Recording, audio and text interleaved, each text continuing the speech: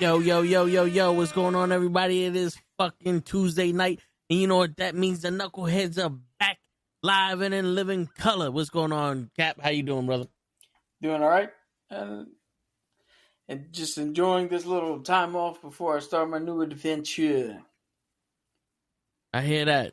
Shit, everybody needs some time off here and there and here, all that good shit. But yeah, man, Andor. We're gonna discuss the entire second season of Andor, even though we spoke mostly about a couple, but we got the finale. Yeah, the last 3 episodes.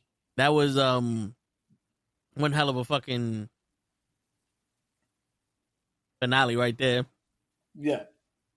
We got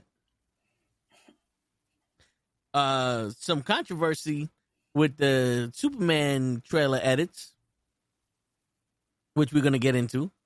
You know, there's always some more news in the comic book world.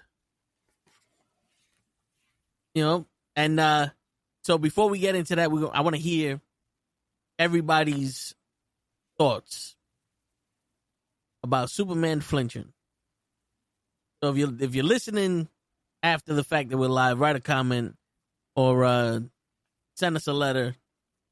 Don't certify it because we don't sign the backs of those shits. But yeah, let us know. Does your Superman flinch, or is your Superman impervious to impact? But before that, Cap, you got anything that you want to add before we get into these discussions? Anything I want to know? I'm just ready to get into the discussion today. I don't have any extra knowledge coming into today, except for the Batman Part 2, Matt Reeves' Batman with the Twilight Batman. It's supposed to be coming out in 2026. But there's debate on whether that's even going to happen. What, the Twilight Batman? Yeah, Robert Pattinson's Batman, the sequel. Yeah. Coming out for some reason in 2026. Okay. I don't know why they're doing that, but all right. Well, he was always getting his sequel because remember, they're building out that universe. No, yeah, I remember that. Clayface is getting his show pretty soon. Which, that one is interesting. I want to know how they're going to do that one. Yeah.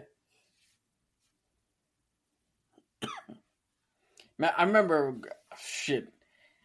a long time ago now, probably sometime last year, we gave our thoughts about a Clayface TV show. Yeah.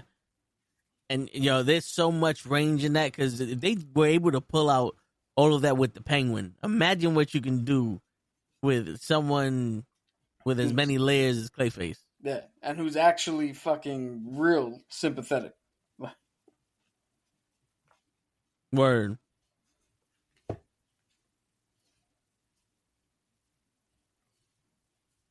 So what news you got for us today? All right. In the comic book world, he goes some facts on comics. Now, I want you to co-sign this one. And I know we spoke about this before, but let's see. Reed Richards is the smartest person in the Marvel universe and often decodes alien languages in his spare time. Is he the smartest person in the Marvel universe? Yes. Because I believe I think he is it Franklin Richards? I got to look it up because there's one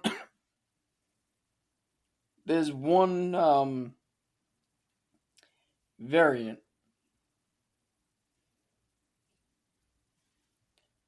Which variant is that? Okay. Yeah. So the Ultimates version of Reed Richards called the Maker. Okay. And he is legit like the smartest fucking thing ever. Like the shit he can do as that persona. I'm gonna bring it up here. But isn't that the one that's kind of like an assistant to No, Dr. Doom? No, That was regular Reed Richards, but so just because you're the smartest, don't mean you don't get punked out and shit. Nah, I hear you. Yeah. But the Maker is the reason why there's new Ultimates universe. So the new Ultimate run in the comics came about because of him. So Yeah. genius level intellect, expert engineering, physicist, biologist, chemist, superhuman elasticity, vitality, and immortality. Okay. Immortality. Yeah. So the Ultimates Reed Richards experience an increase in his intellect from the accident that empowered him, making his mind just as flexible as his body. So essentially, he is a hyper because all right. There's some weird science, like actual science, with the elasticity of the brain and how it's able to function and form and hold memory and store memory and shit like that. And it's a whole thing with like Alzheimer's or dementia where you lose some elasticity in the brain cells, and that's what causes that shit. That's all higher than what I'm qualified to talk about, but that's a little bit that I know. Yeah. And his ability to stretch actually gives him almost an infinite ability to learn, to store, to recall, to do all that other shit. Okay. So it's almost like his brain stretches with his knowledge. Yeah. So other characters are all right. We're gonna put it this way, right? If you put me, you, Show, and Ray on the panel for the wrestling, right? Yeah.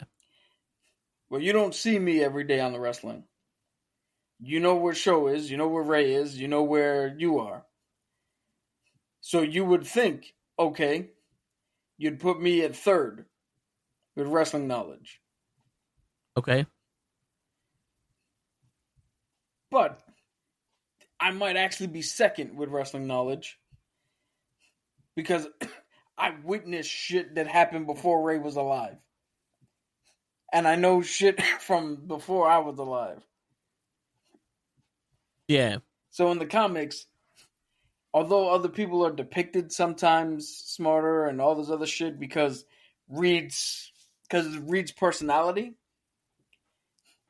paper to paper, pen to pen, he is going to be the smartest if you just break it down to the bare knuckle. So like, all right. But if you see physicists, engineering, biology, chemistry, right? Yeah. But that's not gamma studies. Or that's not the study of radiological material and nuclear waves like Bruce does. So Bruce might be smarter than him in that aspect. Okay. But that doesn't mean that he can't learn and catch up to Bruce.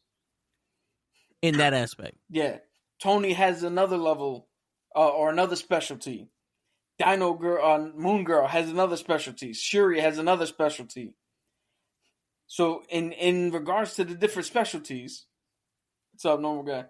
In regards to the different specialties, there might be people who are smarter in those fields, but that doesn't mean in overall knowledge, like in overall intelligence, they're smarter.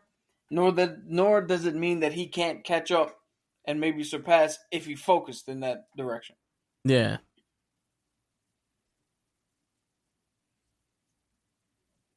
So I hope that more comprehensively answered your question. No, I get it.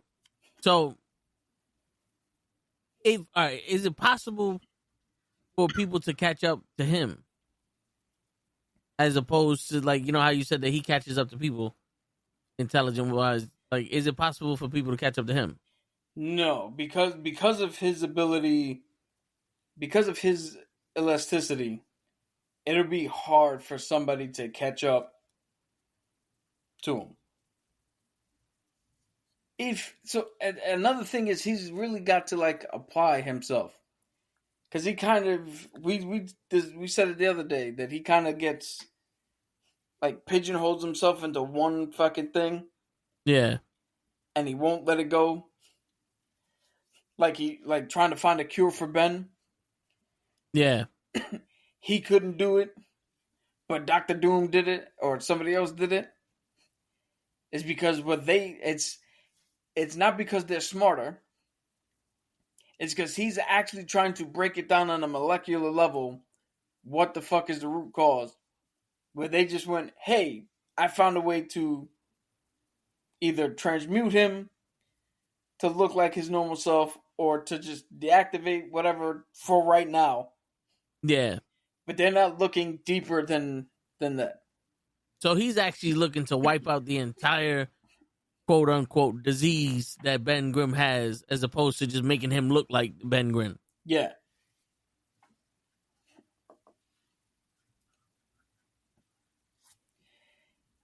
But again, even the smartest men in the world, to figure out what the actual randomness or the actual random configuration that took place that caused not only the not radioactive, is it radioactive? Yeah, the cosmic and cosmic radiation to pass through the ship, to hit each one individually, Yeah. to affect them differently without affecting the ship or without merging something from the ship to them.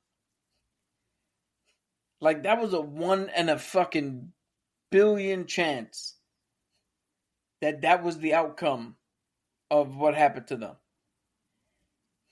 So to try to find the answer for that's, and again, he's looking for the exact fucking, it's the Hadron Collider.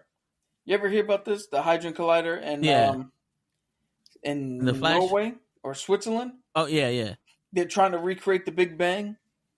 Some call it finding the God particle. Like, that's what the fuck that he's trying to do.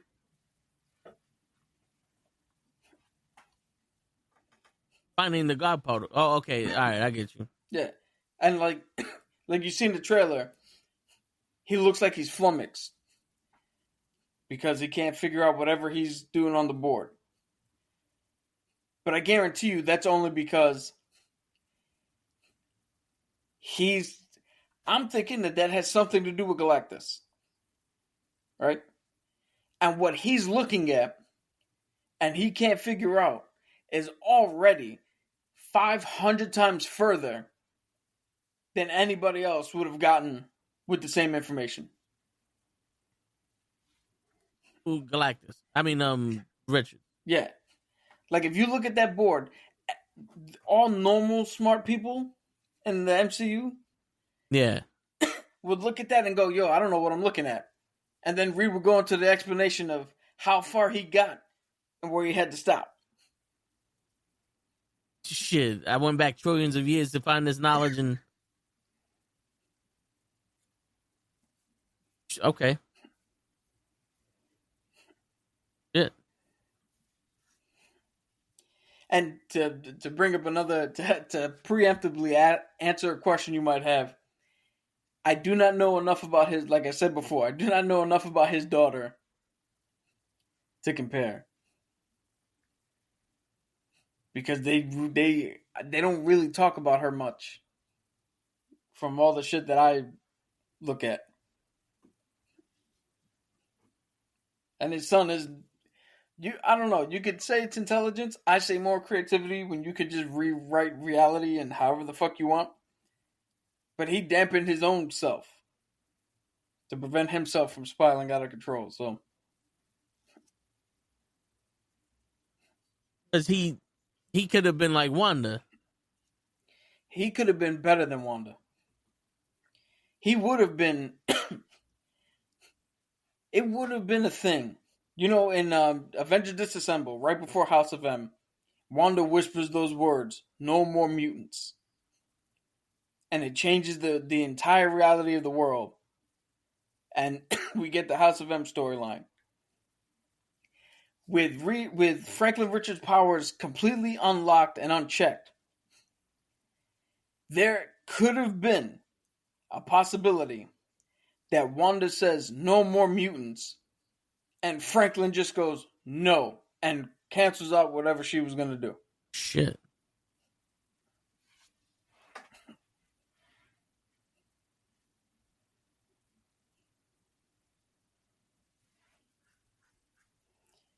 Yeah, and still, I will say that they're still not strong enough in a fight to beat Dragon Ball Z characters. Although changing the reality might help out a little.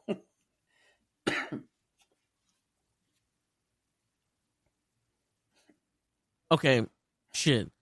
All right, so now here's the thing. Valerie Richards has no superhuman abilities, but she is considered one of the smartest people in Marvel, and this is only challenged by Moon Girl, the only person who ever solved the banner box. When the two of them met, Moon Girl informed Valerie of the fact that she is smarter than Reed. Valerie was not impressed and said, "So am I."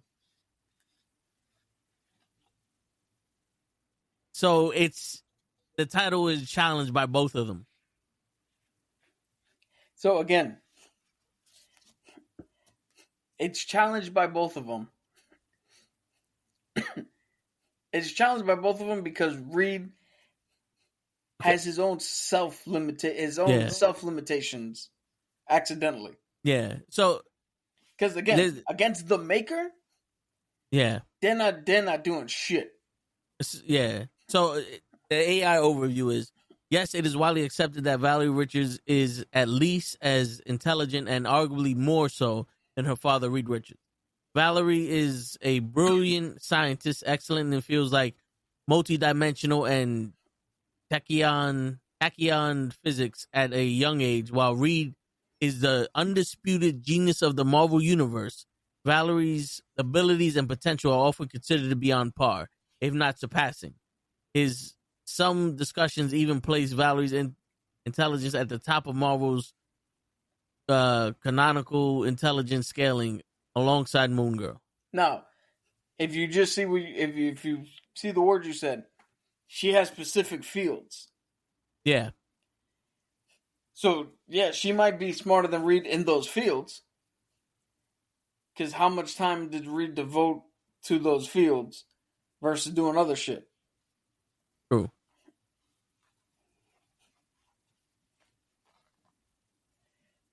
You know, it's like it's like the debate. How smart is Neil deGrasse Tyson? We're in the field of astrophysics, probably really fucking super smart. Yeah. But put him in a botanical gardens next to a botanist, and let's see who's smarter.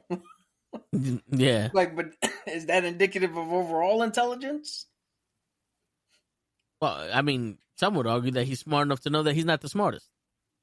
Yeah. But let's put it this way. Right? If me and you go to the gym, yeah, and we get on the treadmill, and clearly I'm faster, right? Yeah. Does people seeing me run faster than you turn around and go, "Oh, well, then I must be better at the gym because I'm faster," or "I must work harder at the gym because I'm faster"? Doesn't that not discredit the fact that, well, you're going to lift more weights, you're doing more shit? Yeah. Yeah, I mean, just like how I may be stronger in the bench press, but you might be stronger in the curls. Yeah. Or, or the shoulder presses. Yeah. So it's one of those things like naturally someone's strong, but when someone trains, they're able to get to that strength. Or to even put it in better terms, who looks better in the gym? Me and you hit the weights, we hit the curls, we do triceps, bench press, butterflies, lat pull downs, we do the stairs, we hit the bike. I run on the treadmill. Who's better in the gym? On paper, it looks like me because I'm doing more shit than you're doing. But that's only because you're not doing that one thing. Not because I'm also better than you at that one thing. Is you just don't do that one thing. Yeah. Shit, some people aren't made for shit like that. Like I guess that's where the limitation of normal human brain and Reed Richards' ability to stretch. And again, don't quote me on that one. Do the research. But I believe that's what helps him. Oh, well, let's look it up. What makes Reed Richards so smart? Reed Richards is considered one of the smartest superheroes in Marvel Comics due to the combination of pre-existing intelligence and the enhancements gained from his cosmic radiation exposure. He was already a prodigy, excelling academically and displaying an exceptional intellect before his accidents. His subsequent powers, which allow him to control his molecular structure, include the ability to stretch his brain further, amplifying his mental capacity. So, yeah, there you go. So I was right. Now you want us to see a competition stream. Well, Damien, you're going to have to sign up to our Patreon. I don't know where it's at. I don't know. Yo, time out. But for $100 a month, Damien, you can comment on our streams, and we will respond to you. It may be AI. It may not be Ray, but someone will respond to you. Yo, Damien, you don't want to see a competition stream because at the current moment where me and Vin stand physically, you are going to see a literal death match if we try to fucking do anything. Yeah. Shit. It's going to be, call the ambulance. Why? Vic stood up, blew out both his quads, tore his Achilles tendon, ruptured his tailbone. Oh, the ambulance. He broke his coccyx. Like, what? Yo, Vin, how'd you break a rib? Like, I sneezed, motherfucker. Do you speak it?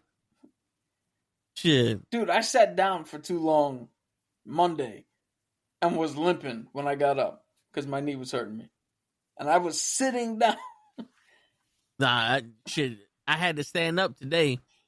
And my coworker was like, "Why you standing?" I was like, "My back is on fire from sitting down so damn long." Like, I had to fucking like get up, stretch my back. Like I can't be doing all this shit. Yo, you guys know I hope you guys seen this, and that goes for you got too. 911 on speed dial. I hope you've seen this too, Ray. But the movie Rocky Balboa. The last Rocky movie before they switched to Creed. Yeah. They turn around and was like, your knees don't work, so running's out. Your shoulders fucked up, so the heavy bag's out. You got arthritis. So yeah, let's build some hurt bombs. No, with us, like your knees fucked up, so you can't run. Your shoulders are fucked up, so you can't train. You got other shit wrong. Maybe we don't fight.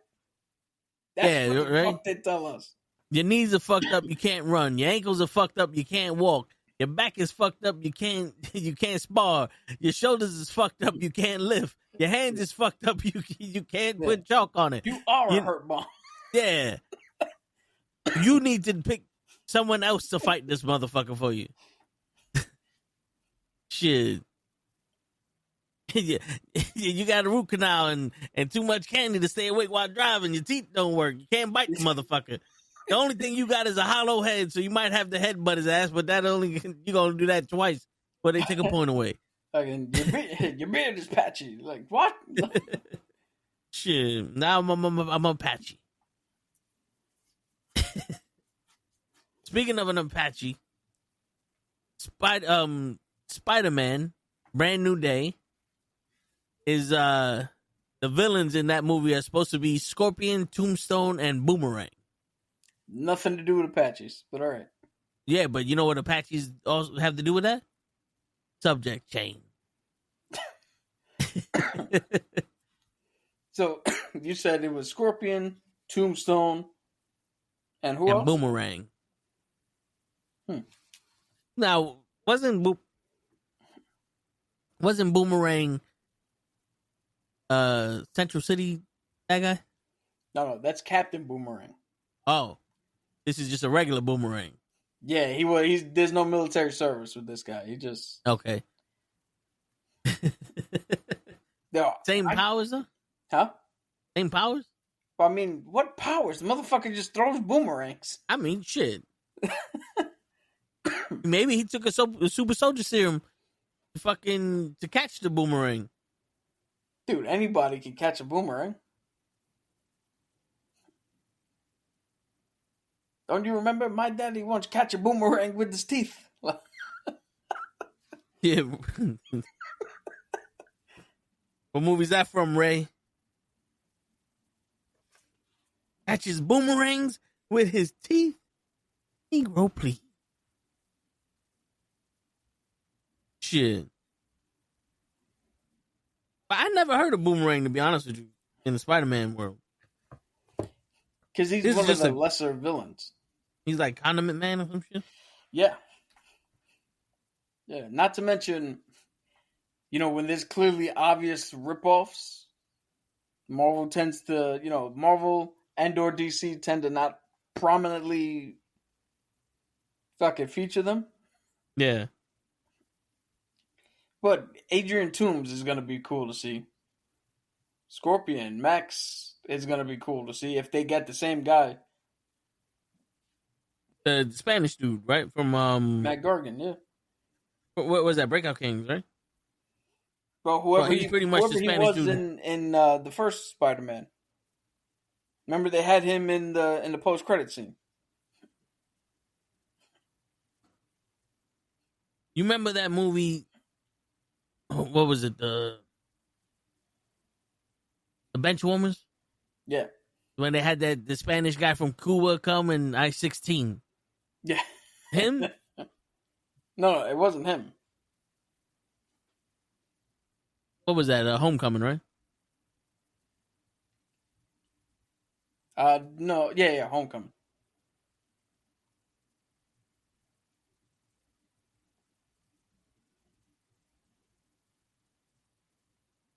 Did he catch his multiple boomerangs at his freak offs? No, he don't catch boomerangs. He catches boomsticks. With his chest. And his nipples. For some fucking reason. So are they ever going to make Ned the Goblin? The Hobgoblin? Yeah. I mean, it depends on how many more fucking movies they do. But you would have to have a good reason for him. Because, I mean, he doesn't know who Spider-Man is, and right now his life is good. So why would he turn evil?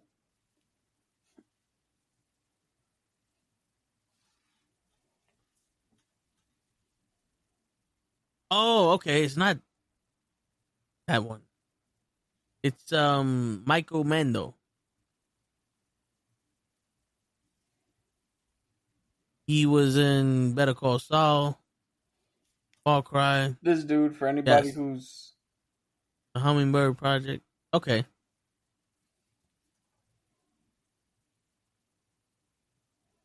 And we knew, they didn't call him by name, but we knew he was a scorpion because he had a scorpion tattoo on his neck. Word. And when I put Spider-Man Far From Home Scorpion, his name popped up. So they shipped the breaks. Yeah, what's the new one called? Because it's all home, right? Homecoming, Far From Home, No Way Home. Is it a brand new home? It's 1,000 miles to home. Brand new day. Oh, because it's a new day. Yeah. I mean, yo, if you think about it, Ned could possibly be one of those people in um the Stark programs. I was trying to figure out what the fuck they call it, but where they give scholarships to people that have brains, and he develops technologies and shit like that. And like while he's testing it, Spider-Man's like, "Yo, dude, this is dangerous," and it blows up in his face, and he gets a scar, and then now he fucking hates Spider-Man. You know what I was thinking? He has a run-in, since there's 3 villains. He has a run-in with one of the villains. I would do Tombstone. He realizes he's severely underpowered. But during the altercation, because I don't know exactly what was wiped from his memory, during the altercation, he remembers at least the sling ring and the magic shit. Yeah. And he uses that as a way to, maybe I can get more powerful, so this dude won't ever mess with me again. But Spider-Man clearly has to stop him from jumping in, because he's like, dude, I'll take care of this. Get out of here. And he doesn't know who Spider-Man is. All he knows is Spider-Man is stopping him from feeling safe, from defending himself. Well, he knows who Spider-Man is. He just doesn't know who Peter Parker is. True. But he doesn't know who's behind the mask.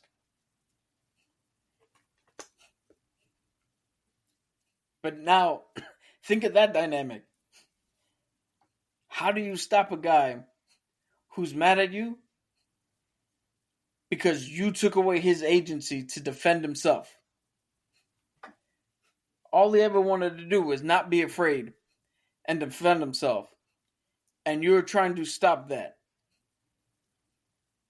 How do you fight him when you are on the wrong side of this issue?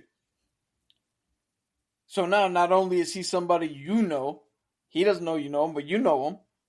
You're on the wrong side of this issue. And you can even get a scene where he's doing some shit, Spider-Man's like not fighting back. And he's taking it as, again, you're keeping me down. You think I'm weak. You're not, what do you call it? You're underestimating me. And you just had that scene, fight back, Spider-Man. And like, he won't do it. Yeah. Like, how powerful a moment is that? Yeah, word. Shit. But, like I always say, what do I know? I'm somebody sitting in front of a cream wall. Speaking of what do you know, I want to know what you know about Superman. So let's get into this debate. Now that we got viewers here, the viewers that are watching on View Street, give me your opinion. Does Superman flinch or does he not flinch? Top Gun 3 is officially in the works. And Netflix how many more Soviets can we... Well, I guess with the Soviet Ukraine shit. Yeah. Netflix is considering releasing Stranger Things Season 5 in 3 parts over 6 months. You get episode 1 and 2 now, 3 and 4 6 months from now, and 5 and 6 2 years from now. Yeah. All Star Wars Disney Plus series releasing after Andor Season 2. I thought we were getting into Superman. Whatever. Yeah, I just wanted to throw Visions Volume 3, Maul Shadow Lord, The Ninth Jedi, which, you know anything about that? No. Ahsoka Season 2, Carlton and Nick Hawes' show. I don't know who those are. The Mandalorian Season 4 is rumored. Yo, I'm telling you right now, the Darth Maul, I believe it's a cartoon, right? Yeah. That Darth Maul series, I've heard Sam Witter, the guy who voices Darth Maul, talk about it. And that's going to be one of my highly anticipated fucking shows when that comes out. I fully trust Dave Filoni in this regard, and Sam Witter. There's actually a story of Sam who he was sitting in on a table read for one of the episodes, right? And Oh no, it wasn't even a table read. It was an actual recording. They're doing the Clone Wars. The guy who voiced Anakin is doing his lines, and he says to his mom, "Mom, I would have loved for you to meet Padme. I think you really would have liked her." And he raised his hand and stopped the production to turn around and be like, they already met. They had dinner with each other in episode 1. And everybody was like, what? And they were like, fuck, they did. So they had to rewrite and rechange that whole fucking scene. Good. Yeah, so I trust Sam Witwer. And for anybody who wants to know what he looks like, if you ever played The Force Unleashed, he's Starkiller. Like they literally mapped they took his likeness for Starkiller.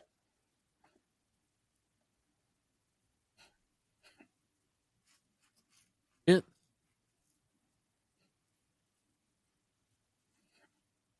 I mean, I remember that one. Well, the Starkiller likeness. Damn. Yo, I don't even remember that shit myself. Yo, you know what's fucking hilarious? He said when he signed up to do Starkiller, they almost fired him because he's doing the voice for a scene where Starkiller is putting together his lightsaber. Yeah, and it's supposed to be a meditation, and he's sitting there like forcing it, and they're like, "Yo." We gotta stop. Every time we tell you to do this, you do this weird thing. We need you tranquil and calm and meditating when you're putting this together. And he's like, why? Why would he do that? He was trained by Vader. He's like, Anakin never knew how to fucking stay calm and meditate. That's not his style. Then he turned into Vader. It's like Vader's more aggressive than anything. And the dark side is all about force. Yeah. So why would he... And once again, they were like, that makes more sense. And they went with his fucking thing. Shit.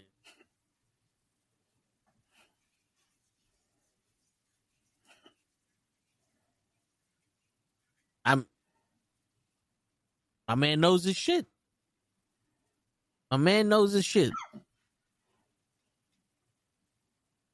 But speaking of knowing this shit, let's see if you know the Superman shit. Because we're going to see if we can tell if it's wrong or right. But let's go to YouTube. Let's pull up the clip. We're not going to put any sound on it because, Yeah, and we're using somebody else's clip to review This Should Be Fair Use, YouTube. Lord knows you let this motherfucker play this clip without saying shit, so we should be able to react to it. I know you got two Spanish men here, and you know likey Spanish, but word. Let's see if I can.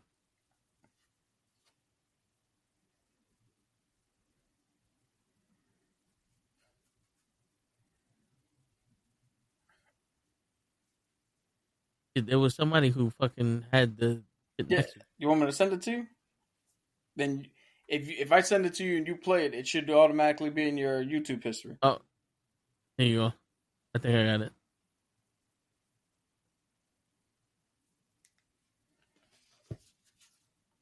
All right, just make sure it's muted. Yep. All right. So the old trailer is on top. Man throws a can. Superman blinks. In the new one, he doesn't.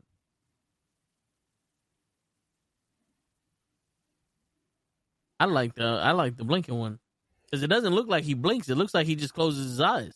Yeah, I'm gonna get into this because we had a discussion about it with a friend of ours, and his summation of why he prefers the new version where Superman doesn't blink is the reason why I don't like Superman at all.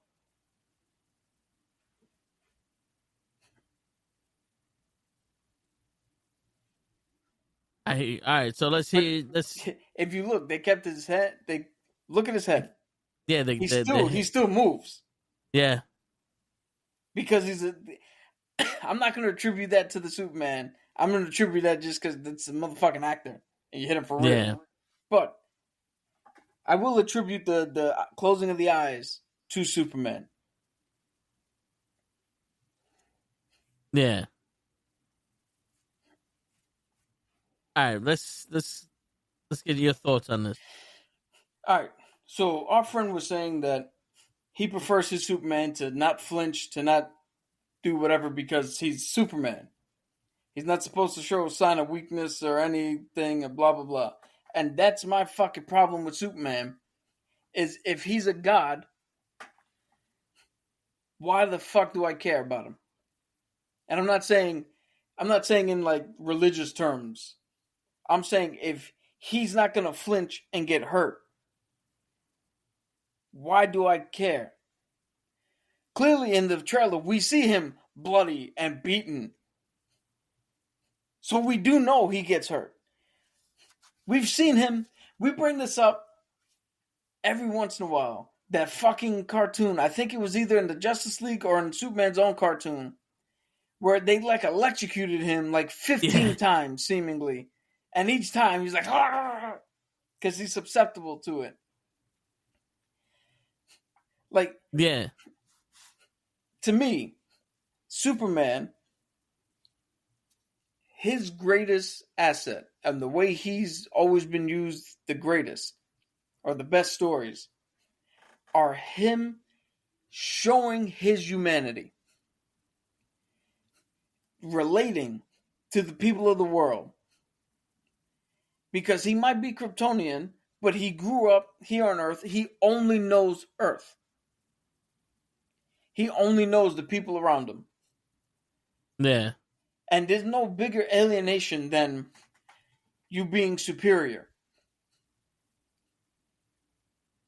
Since he has to live like Clark Kent, and he wants to project, you see it in the trailer, where Lois is grilling him like, "Yo, you didn't stop a war, you didn't prevent. Like, why'd you join up?" He's like, "People are going to die."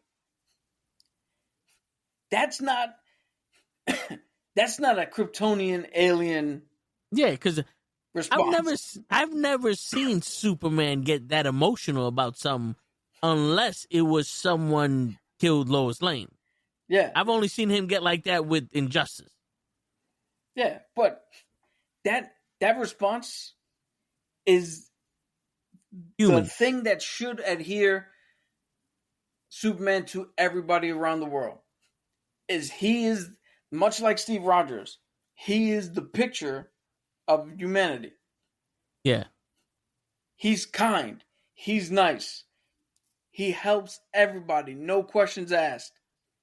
And he only stands up and has to fucking use his strength and speed and all that shit when it is called for. When there's no other option. Or when people's lives are in danger and something needs to be done immediately. That's the best. That's when Superman is at his best. And if you look at the thing, he didn't fucking blink. He didn't flinch. To me, that red, because in that scene, everybody's hating him. Yeah. Everybody's like, "Yo, get out of here," for some reason. And that red is disappointment. Yeah, like he lost hope. Getting hit with the can and him closing his eyes or reacting. Read as disappointed.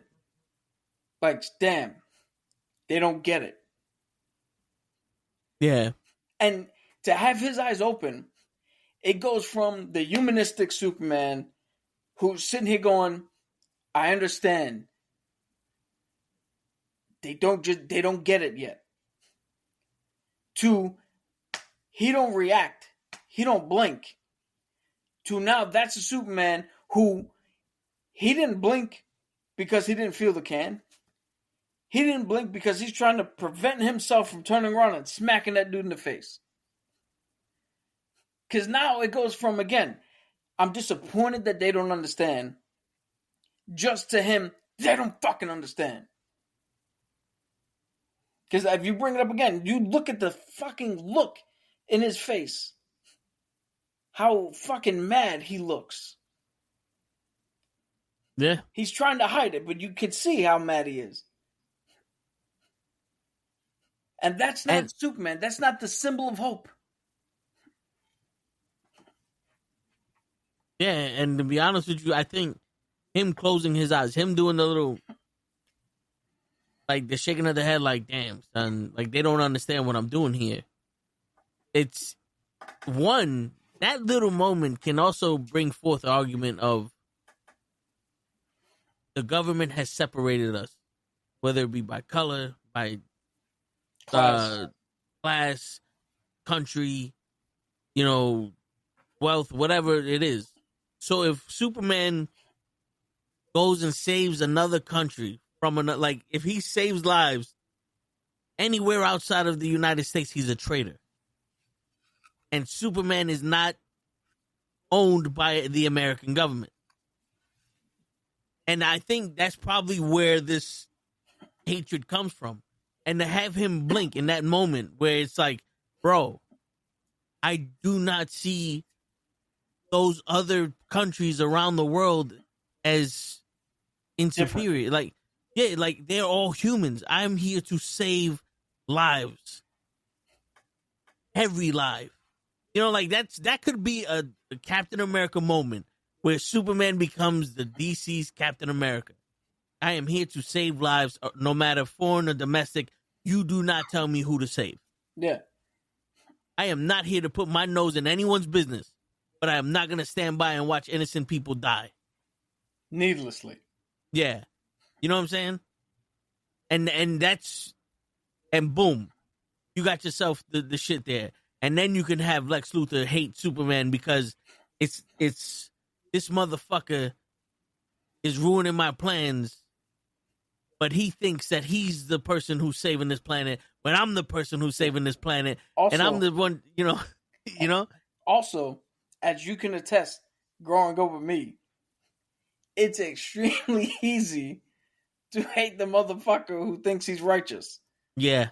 And who thinks he does the right thing at all the time. You know what I mean? Yeah. Yeah, I hear you. Shit.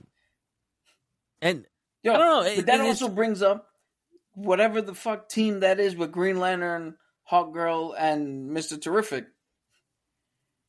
Because they can also turn around and be like, almost like Civil War. They're like, yo, we're the sanctioned team. Yeah. You're not sanctioned. You don't go in there and do whatever the fuck you want. That's our job. They put us together to stop you, just in case. No, I would do the opposite. They put us together to go out there and prevent shit like that and to intervene when they tell us to. You jumping in fucks up our job. Now we gotta fuck you up because you're fucking up our shit. Yeah. But then Mr. Terrific needs to be intelligent because he's one of the most intelligent people in DC, and he needs to go, well, this guy really is just saving lives. We don't need to fight him. Yeah, but the problem with Mr. Terrific is you can feed him a logic bomb that takes him in the direction that logically Superman should not be allowed to operate. I can see that because when Superman said that he wanted to get all the guns out of the world, Mr. Terrific is like, so are we going to start punishing people for smoking? Yeah. What about for drinking? Where the fuck Drinking kills more people than weapons. Yeah, he's like, everything kills people. It's like, and that's the debate, right? Like Jordan Peterson, a live action fucking debater and fucking logic bomber. He has that. It's like, if I alter my way of speech for one person, or, if I'm in a room of 1,000 people, how many people does it take that I need to insult in order for you guys to say I need to change what I'm saying? Is it one person? Is it 50 people? Like, at what point now you can't say anything because one person out of the 42 million people you're speaking to is offended. Now I got to do it because of that one person. Now, see, this is great here because this is the whole thing with Mr. Terrific. We use this example that you just brought up, right? Yeah. Because does he have a point? If I do it for one, you do it for all, blah, blah, blah, right? But where him and Mr. Terrific, Mr. Terrific initially, because I believe you can bring him back to make him see a bigger picture, and then he'll be like, oh no, all right, yeah, we're good. But initially, their logic is sound, going one direction. Until you throw in the monkey wrench and go, yeah, but if you go down south and a waitress walks up to the table and sees 3 women, 2 guys, she goes, so what am I getting y'all? Well, you're already using vernacular that is non-gender specific to the group, because you're talking to a group of people.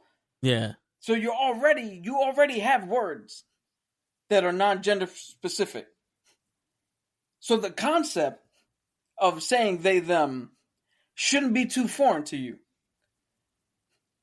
Because you already have that vocabulary, you already have that understanding. So why should it be a bigger issue? But yeah. But I mean, we could get into the actual. Yeah. No, I get it. But what I'm saying is that initially they don't see that. Yeah, because they only seeing the problem and not. It's like math.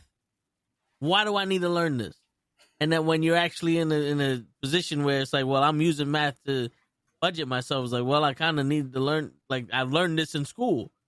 Or like, you're a carpenter, rise over run. I got to figure out how many fucking beams I need to make this wall, or how far, See, perfect again. Exactly what you said. But to go, like Reed Richards, to go 4 steps further, why do I need to learn calculus or trigonometry? Well, because you might not have a job that uses calculus or trigonometry, but you do have a job in which you need to figure out a solution to a problem. And simply knowing that 1 plus 1 or 1 plus 3 is 4, 2 plus 2 is 4, 1 minus 5 is 4, 6 minus 2 is 4. Like, knowing that there are multiple ways to get to the same answer already triggers you to go, okay, if this way I think lead me to a solution doesn't work, I know that there's other ways to get to that solution. I'm not just going to be like, well, I tried that one thing and it didn't work. Yeah. Because your brain's wired to think, okay, there's more than one way to do this. Yeah. And that's why these debates are fucking, if done right in a movie, can be magical, like Frost Nixon. Because in actuality, Superman has an argument. I'm going there to save lives. But then everyone else has an argument where you going there simply shows a threat from America. We're not involved with this shit, but because you went there and you're associated with us, now you started a problem with us. And then Superman has the counter argument. Well, I don't represent America. But now that's the whole thing. Russia don't see that. Perception is reality. Yeah. I think that's what Lois Lane was getting at in that interview, the short, clip that we saw in the trailer.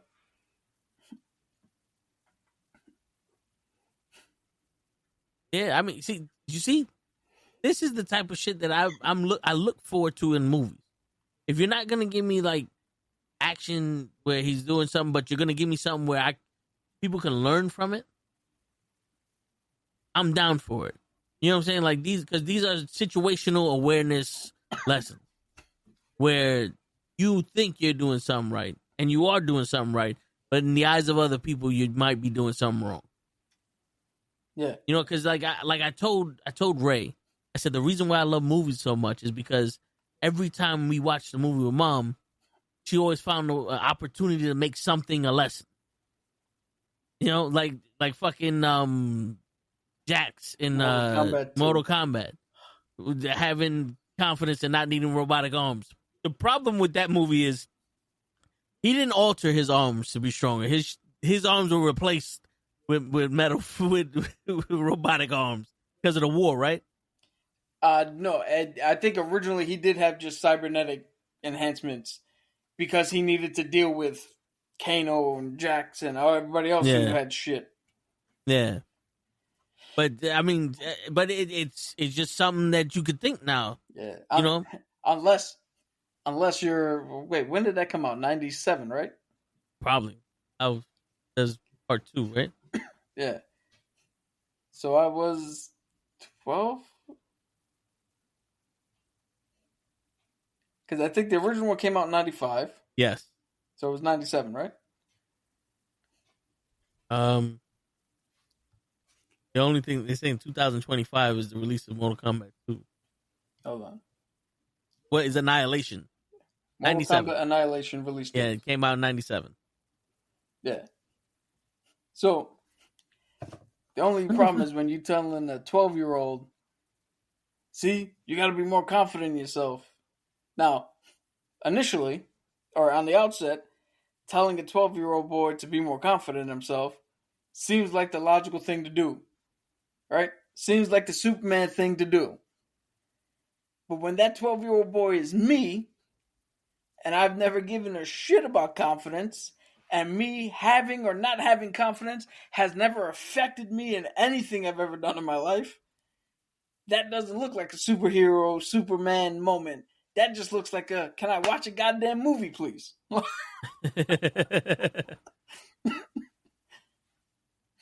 I hear you. Did the trailer for Mortal Kombat 2 come out? Not yet. Oh. Not a real one. Yeah. No, I get it, though. I get it. So now, does this make you more or less interested in watching the Superman movie? The fact that, I'm not going to lie, the fact that they went back and heard, I'm assuming they heard fans' reaction, and that's why they fixed it. Because I don't know why you would have gone back and fixed it in the trailer. But if the case is that they heard fan reaction and they switched it, this makes me want to watch the movie less. Because you're no longer telling the story you want to tell. You are now dictated by the fucking idiots who only want a certain fucking thing. Yeah. Yeah.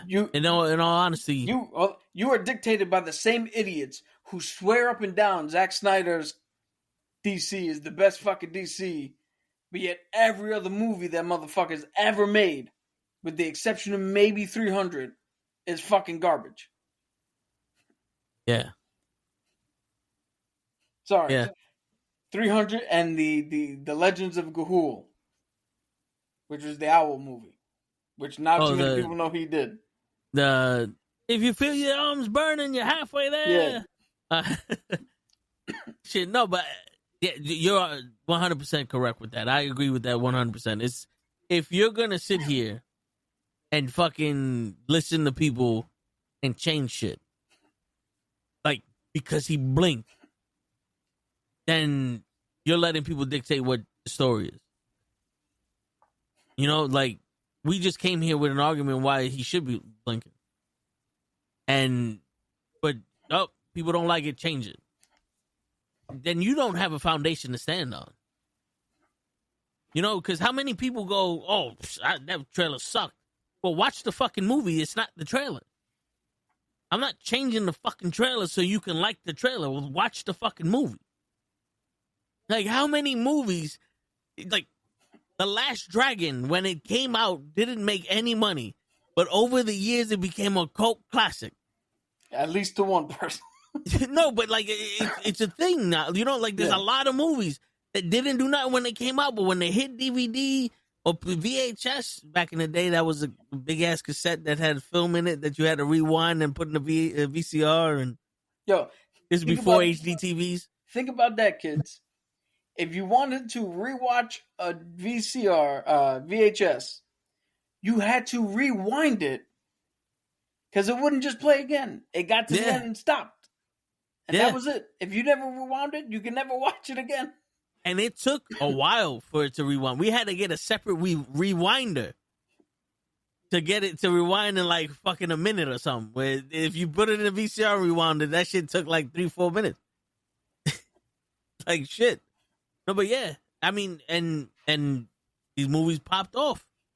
And no one changed anything because they didn't like it or this, that. It's just, yo, bro, tell your fucking story. Tell your story. Who knows why people blinked, like why he blinked or he didn't? Like, it's not like Sonic the Hedgehog. Like, that one really needed to change. Yeah, because that wasn't Sonic the Hedgehog. That was Blue Rodent. Yeah. That I understand.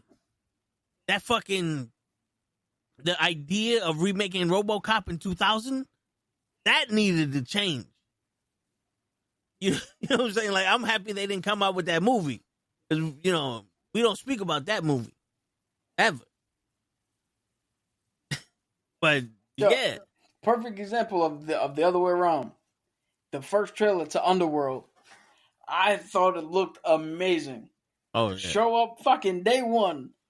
Leave the theater like, what the fuck was this bullshit? God damn it, that movie sucked. Because they made it too much of a fucking love story. It was boring. Like, yo, you had the concept down packed. Vampires versus werewolves. And they had the vampires had the technology to kill the werewolves, and the werewolves were behind or catching up to killing the vampires with technology and shit. And then this bitch fucking makes it halfway. Like, you could have did some shit there. Nope. You got Michelle in the movie for nothing. And if anybody doesn't know, I'm talking about Dodgeball, big black guy, Michelle. I think he wrote that movie. Did he? I think so. You know something? I think you're right. I'm gonna verify. Yeah, I think or either he wrote it or he directed it. But I don't think he fucking directed it. But. Yeah, that one was just, it was, I think the concept was bigger than what they can do. You know? There's some ideas that are just too big for those movies, or they just get too convoluted with trying to add shit to it. Like, the story got too crazy. Yeah, he wrote it. Huh.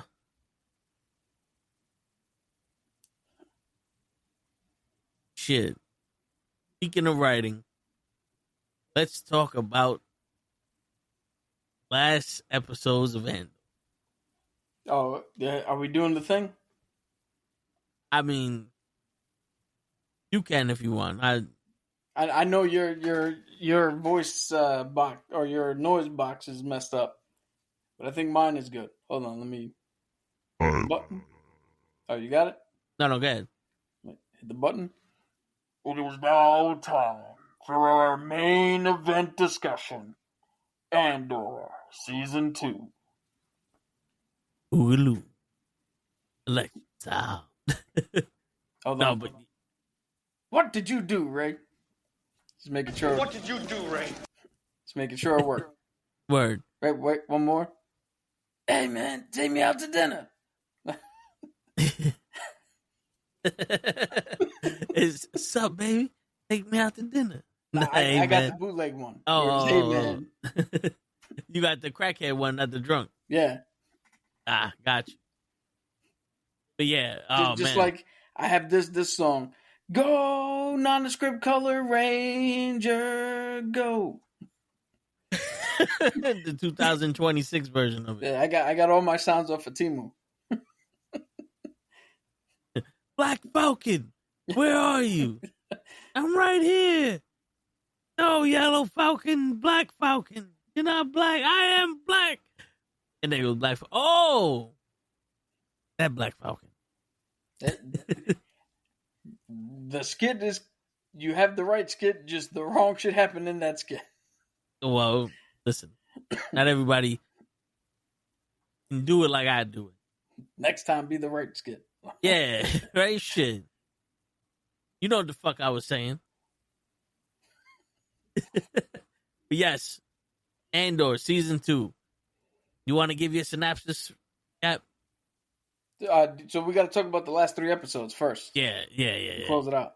So we start with episode 10, where we see, and again, I don't know fucking names because everybody's got a weird fucking name in Star Wars. But we see man. Skarsgård, who is like the leader of the rebellion on Coruscant. He's the antiquities dealer, and his secretary.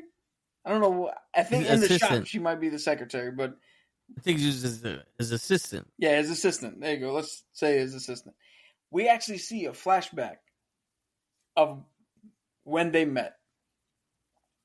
It was during some conflict, and you see his name is Luthen. Huh? Luthen Rail. Luthen, there you go. You see the effect that war has on him. Because we see the girl hides herself away on the fucking ship, on an Imperial ship. Luthen runs into the ship, and he is freaking the fuck out. Whatever's happening outside of the ship has affected him and pushed him to the breaking point where he's like, we are on the wrong side. And I think at one point he's literally sitting there like yelling, make it stop. Yeah, he was. Make it stop. Like he is having a complete mental break.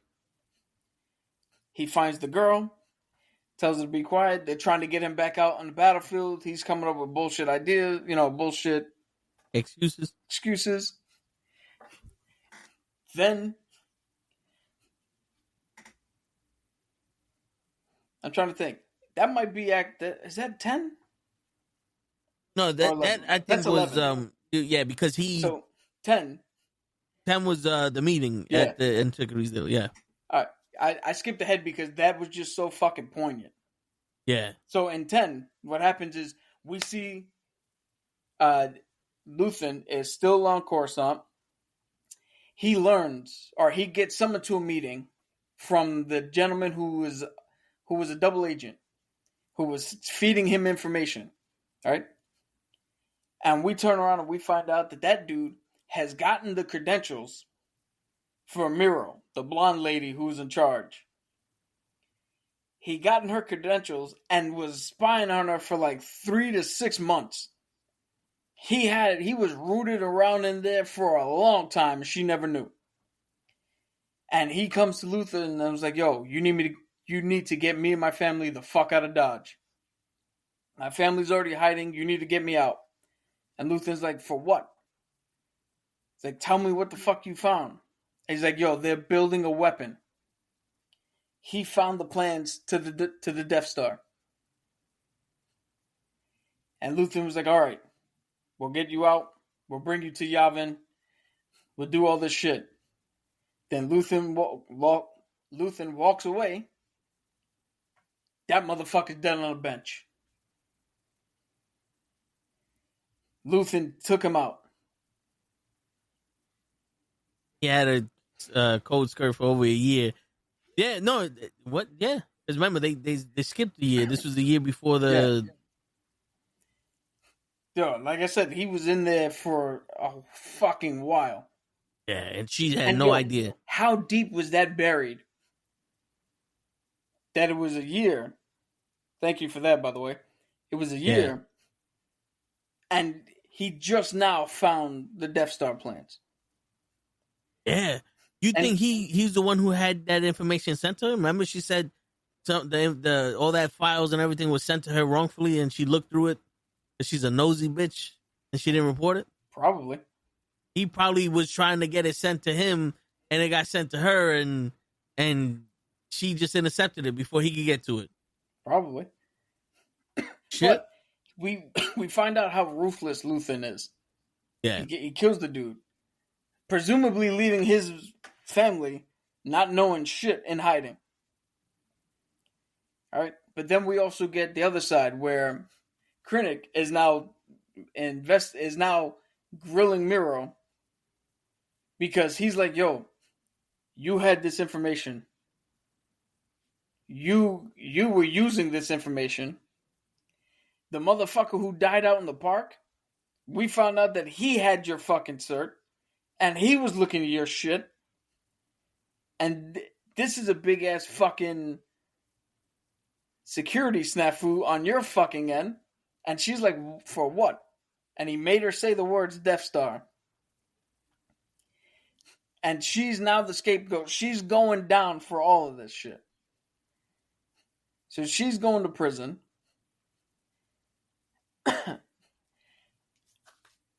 Also, she tried to catch and again Luthen. There you go. She tried to catch him, showed up at his shop. It's like, yo, I know who you are. This dude stabs himself with a knife. That's kind of what set it off, as she went in there unauthorized to grab his ass. Because they told her to drop this whole shit, to search for him. Yeah, on the guy who's supposed to be in control of that on his day off.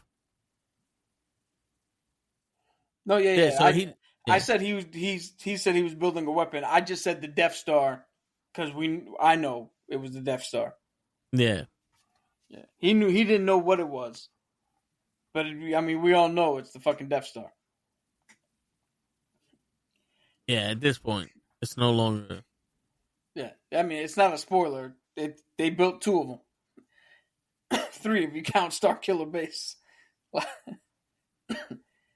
So that whole thing went a bust. He's in the hospital. She's getting grilled out. She's getting arrested for her fucking part in this shit. The other old dude who's finding all this shit out, he offs himself before anything can happen to him. And then we get Luthen in the hospital, who's only being kept alive by a machine, and his assistant, who I don't know. Tyler? Could be. Her name is Iya, Kleya. Kleya. Okay, we're gonna go with that. So Kleya knows she knows what she has to do. Yeah, because you can't leave him alive. Yeah. She sneaks in, steals a uniform from a nurse, does something that, as somebody who worked in a nursing home and has built connections with residents, does something that really fucking irks me. She just took a random fucking patient and put her somewhere random. The patient didn't go to where the fuck she was supposed to go, or they were supposed to go. I don't know what they were. But you just randomly dropped them off at whatever the stopping point on the 17th floor, because she couldn't get up to the 19th. Yeah. They have everything cordoned off. But she gets up there anyway. She sets off a distraction because she blew up all the fucking transports outside. Shit, they thought it was a 3-man thing. Yeah. She walks in, unplugs the life support. He goes out. And something that is relatively sad, depending on your view of him and other shit. She dips out. Once again, Andor gets a message. He needs to go fucking pick somebody up. He thinks it's Luthen. So once again, he breaks protocol. He takes a ship. He bounces out. Him, K2SO, and one other dude. The brother. His brother-in-law. No, it wasn't his brother-in-law. It was some other guy. The brother-in-law stood behind. Oh, yeah. The one that, the gun. He had the gun. Yeah, the brother-in-law came in and his girl was like, what the fuck is this shit blinking? Yeah. Like he's getting secret messages from the other woman he's banging. Like, Jesus Christ. I mean, shit, but they ain't never happy though. But anyway, Andor gets out there. Andor's fucked at this point. Because up to this point, he thinks he's on a rescue mission, and everybody thinks that this dude is too reckless to keep around. And his girl left him also on some, yo, I know you can't make the decision, so I'm making the decision for you. Yeah. And she left. Which we'll get to. Yeah. So that's episode 10.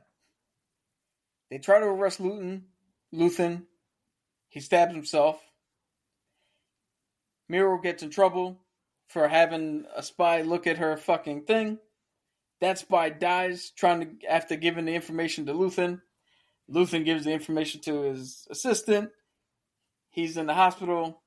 Everything's going down. She kills him, so he doesn't reveal any fucking secrets.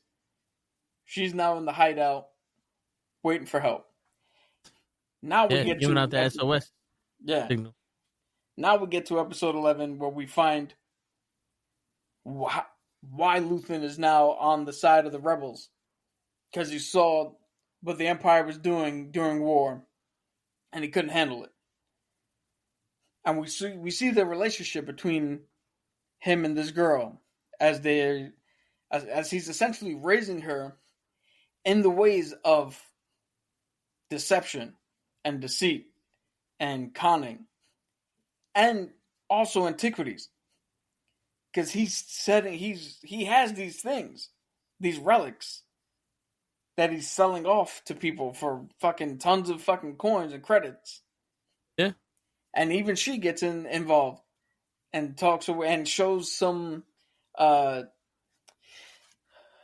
acumen in negotiating and getting a good deal done and spinning a tale in order to succeed in what needs to be done. And it's a really beautiful story that has a poignant moment where she's like, oh, I want to fight back. I want to do something. And he's telling her, look at everything. Look at where we are right now. Everything, they're sitting at a restaurant. They got a nice view. They're eating good food. He's like, oh, if you want to fight this is not going to be pretty. You're going to essentially have to give all this up if you really want to fight this. And she says she's in. So he hands her a little button. And he's like, go ahead. If you're in, push the button. She said she was going to do it. And right as she's going to do it, he grabs it. And he's like, all right, you proved to me that you would do it, but I don't want you to do this. Don't look right now. Hits the button. He's blowing up Imperial fucking transports that are on a bridge just outside of the window. Maybe like 500 yards away or some shit. Like off in the distance, you see the bridge. And that's the first step of fighting back. The birth of the rebellion from Luthen's point of view.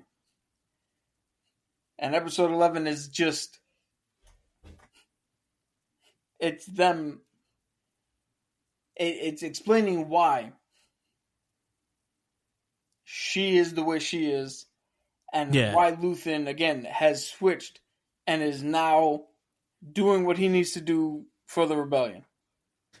Shit, and you know, it also shows like the PTSD that he developed in war, and he's seen the front line of what these people can do to a bunch of people that have no idea that it's happening or innocent in this situation because of their objective, the ruthlessness that these people have, just for like kyber crystals or the spider silk or whatever they were there for.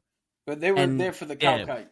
No, but so if anybody knows exactly what the Empire is capable of, it's him. Yeah. And Calcestis? Is that Forrest Whitaker's? Who's Forrest Whitaker's? Saul Guerrero. Saul Guerrero. Who's Calcestis? Calcestis is from the video games. Okay, yeah, my bad. Saul Guerrero. Like, they both know what they're capable of. And it's kind of like going into a fight with Tyson, where you're someone who watches Tyson fight on pay-per-view, and they're people who watch Tyson spar. in a gym with no one there. It's like they know who the fuck they're getting in the ring with better than you know. Yeah, but I'm gonna tell you the difference because we brought it up slightly the last time, right? Yeah. But a more concrete difference: the massacre on Gorham. Yeah. Right? And again, I can't remember this motherfucker's name. Luthen. Yeah. Luthen is okay with the massacre happening because he's going to use it to fuel the rebellion. Saul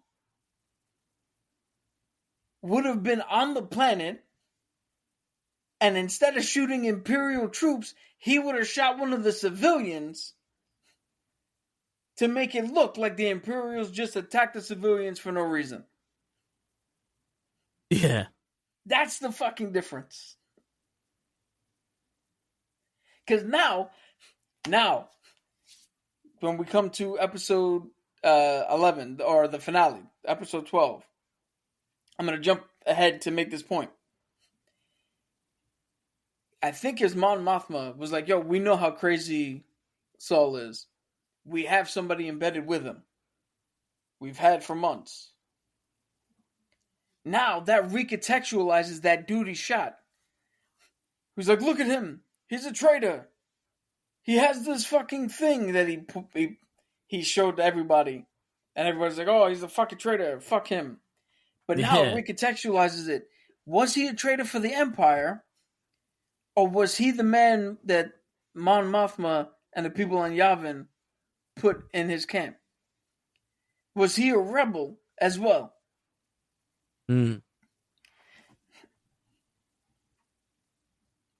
That's a good question. That's something that doesn't get answered. And it's kind of dope that it doesn't, because now it's like, because who's really the people you have to look out for? Because you could sit there and be like, oh, the fucking Empire, the Empire, but the rebellion is also spying on me, because now he's fighting a war on both fronts. Yeah, but now look what you just said. Is the Empire, but the rebellion's also spying on him. But you can make the logical argument. We're trying to win a war.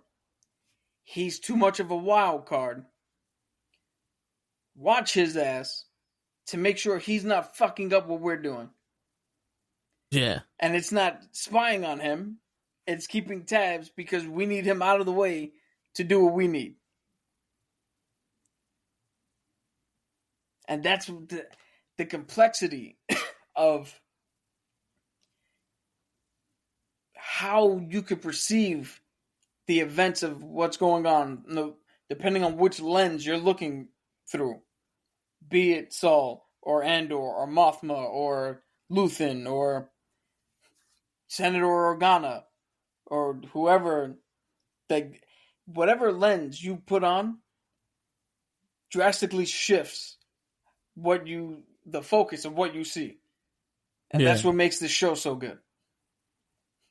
It's literally like being in a fucking, like the eye doctor, like 1 or 2. You're like, I like 1 better. All right, 3 or 4. And you're like, well, fuck, now 4 looks better than 1. Yeah. And it's crazy because for Luthen, everyone thinks he's crazy. Like, they're like, we can't trust you. He's in the same boat as Saul. But the difference with Saul is that he's doing this shit on his own accord, and people are spying on him, where Luthen is legitimately on the rebel side doing the things for the rebel that he knows that you're not willing to go this far. I am. Not only that. And then when he dies, or when he gets, when Andor went to go save him, and they come back and they're talking like this nigga was reckless anyway. He's like, well, first off, you motherfuckers don't know him the way I know him. He was beneficial for this fucking rebellion. You sons of bitches ain't do shit. Compared to him, he's the one on the front line doing this shit, and I'm the one that's fucking helping him. Like, you motherfuckers are sitting pretty in your fucking, Congress and all that other shit, not doing nothing. You just now started to fucking, go back against these motherfuckers because you saw what happened on Gamora. I was there, motherfucker. Yo, He even brings up the point. He's like, yo, Luthen's the one who sent me to get Senator Mothma out alive. Meanwhile, what's his name was there. Yeah, meanwhile, and your his team was people- compromised and they would have fucking killed her. Word. But we get to the final episode. So now, here's how big of a deal this is. Right? The whole Death Star shit. Andor shows up. It's not Luthen, it's the girl. I'm going to just say the girl. Right? She's like, yo, you need to tell him these specific things. Death Star, weapon, not Jen Erso, her father, Galen Erso, blah, blah, blah. And he's taking it in, and he doesn't fucking believe her. He's like, yo, this is too far-fetched to be true. And if it is true, this is too much to say. You got to come back with me and say it. Yeah. And she knows already. She's like, nah, I'm going to be hung if I go there because of Luthen and my association with him. Which is fucking bananas. Yeah. Then they, the Imperial team is tracking them down. They narrow them down to where they are. They pin them in. And we get something that was fucking fun for me to watch. And I think K2SO is my favorite fucking droid. Because we had him before walk up and they're like, droid, what are you supposed to be here? And he just stomps that dude out. Yeah. And then walks into the ship, takes that dude out. And they're all like, yo, we lost comms with the ship. Is anybody else having problems connected with the ship? And everybody's like, yo, we can't say shit. And the pilot's fucking dead on the panel, bleeding into the equipment and shit.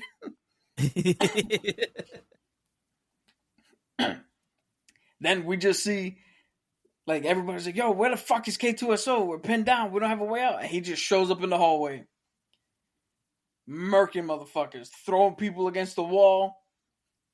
And I forgot what the fuck he said something when he finally showed up, and it was him, which was fucking hilarious and endeared me to him more.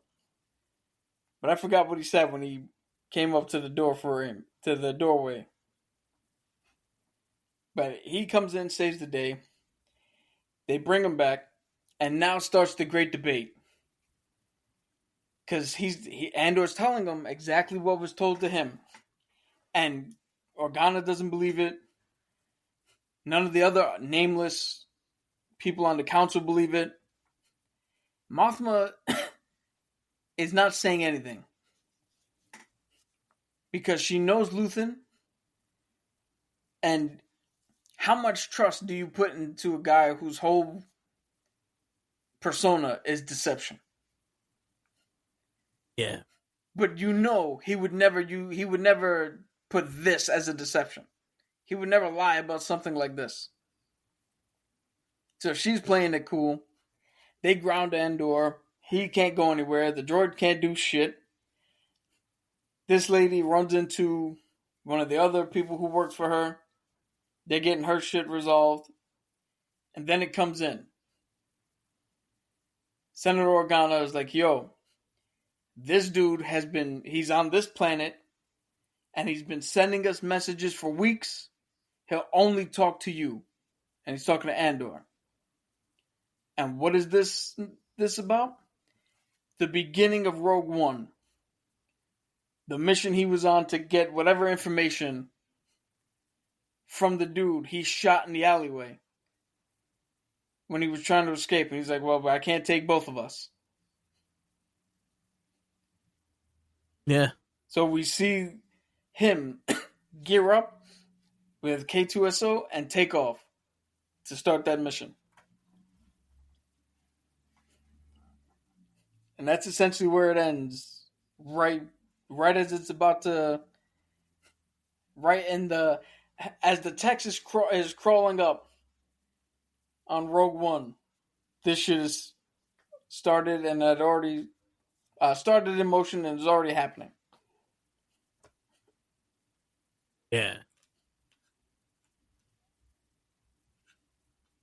And that's the one thing I love about Rogue One is because, I watched everything in order. And the exact moment Rogue One ends is the exact moment Part 4 starts. Yep. Like, you see the plane with the code go into hyperspace and flies into space, and then boom, 4 starts in that same spot where they just ended it. And it's like, damn, perfection. Like, this is almost like, okay, this isn't a prequel. This was part 1. Yeah. This was episode 3.5. Yeah.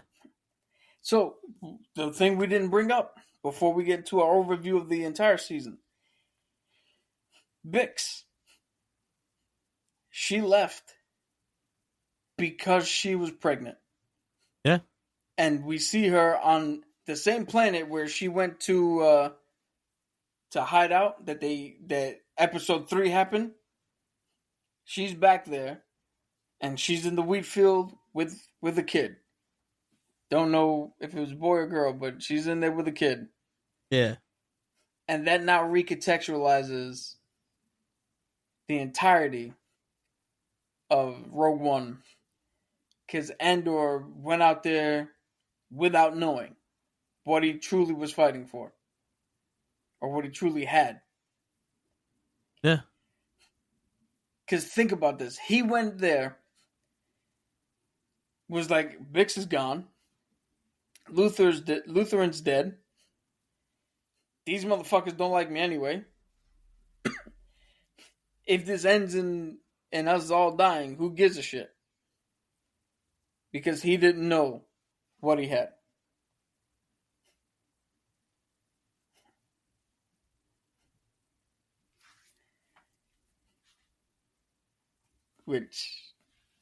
And the crazy shit was, he knew what he was fighting for, but he didn't know what he had to lose. Yeah. And he wasn't fighting for his wife. He was fighting for what the Empire was doing was wrong. And they need to be stopped. But if you notice, once his wife got compromised, he was willing to throw it all away. Because he's like, I'm not going to let you do this shit to her. She needs to fucking rest. She needs to heal from that fucking torture. Yeah. Yeah. I can't say enough about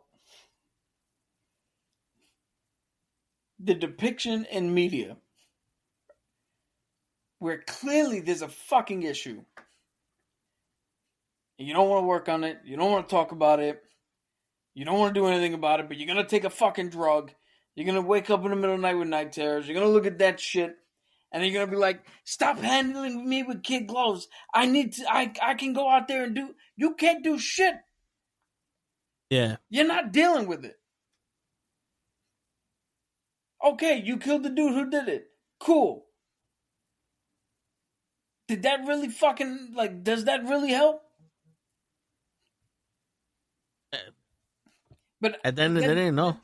That's all fucking media. I don't like this shit where it's not a secret problem. It's not a problem only you know. Right? It's not one of those things where everybody's like, yo, fuck it, Bix is the life of the party. And then you see her in a moment alone and she takes that mask off and you're like, oh no. She's fucking gone. And nobody knew. Everyone knew.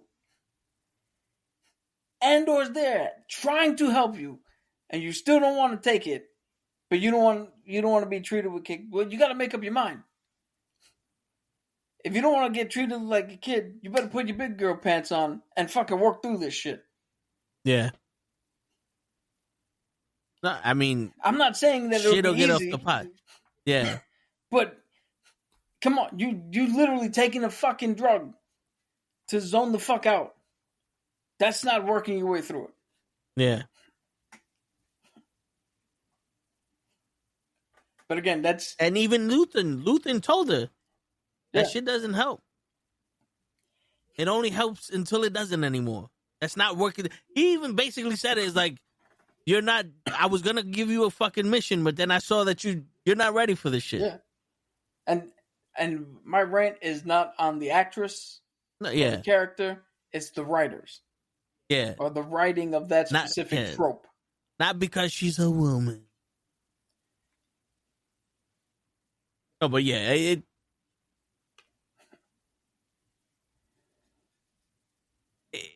there's a lot of things in this that you can take the wrong way initially. How Andor got mad at Luthen because he went there to offer her a job, but didn't realize he didn't because he knew she wasn't right. Well, he rescinded the job. Yeah, you know what I'm saying? Like, yeah, you know? And then, to contradict himself, they go on a side mission to blow up the building. No one told them to do that. I didn't remember them getting orders to blow up the building and kill the fucking guy that tortured her. They did that on their own accord. Yo, because everything lives in this great shade of gray that still allows you to maybe not sympathize with, but you can definitely see all sides. Yeah. And all sides of people.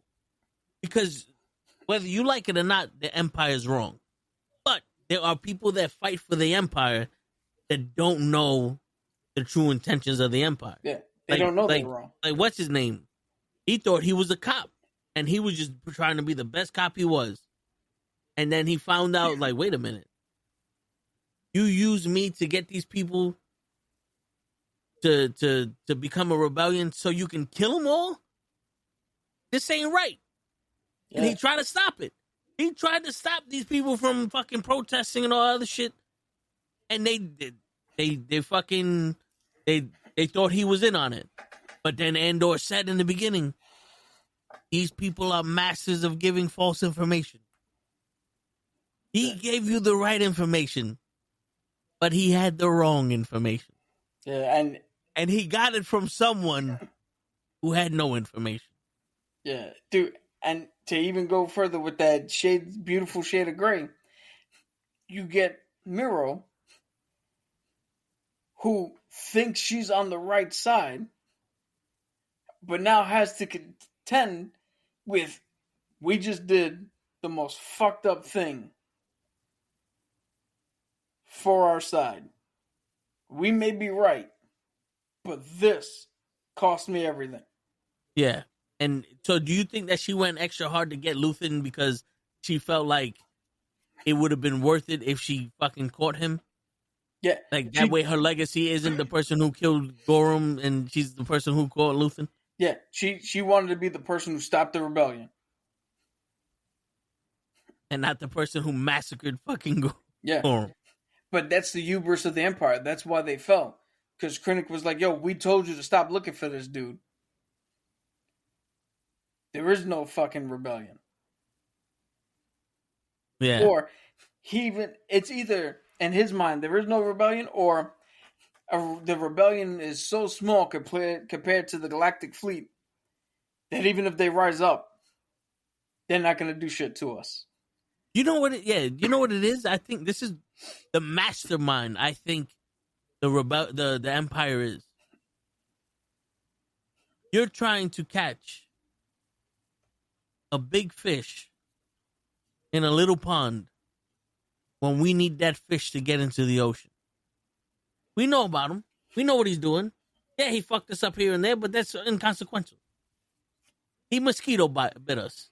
We need him and the rebellion to get into a position where they're too big to not be seen. And then we can use his information. His information means jack shit to us when there's 2 senators in the thing and a spy going here. We know this. Means nothing. Yeah. So until you get us the entire rebellion, leave him the fuck alone. What they didn't plan on was the Rogue One team. Yeah. And the literal fucking son of the world's greatest Sith. Yeah. showing up. And to think about it, because here's the thing. Saul Guerrero was the master of giving false information too. He's like, yo, what time is it? Yow, this motherfucker's a spy asking me for the time. But we're going to tell the Empire that it's 12:05 when it's really 3 o'clock. We're going to be 3 hours ahead of them. Who was the first planet that they tested the fucking Death Star on? The planet he was... No, but I'm saying like in Rogue One. Oh. The planet that they fucking destroyed was the one he was on.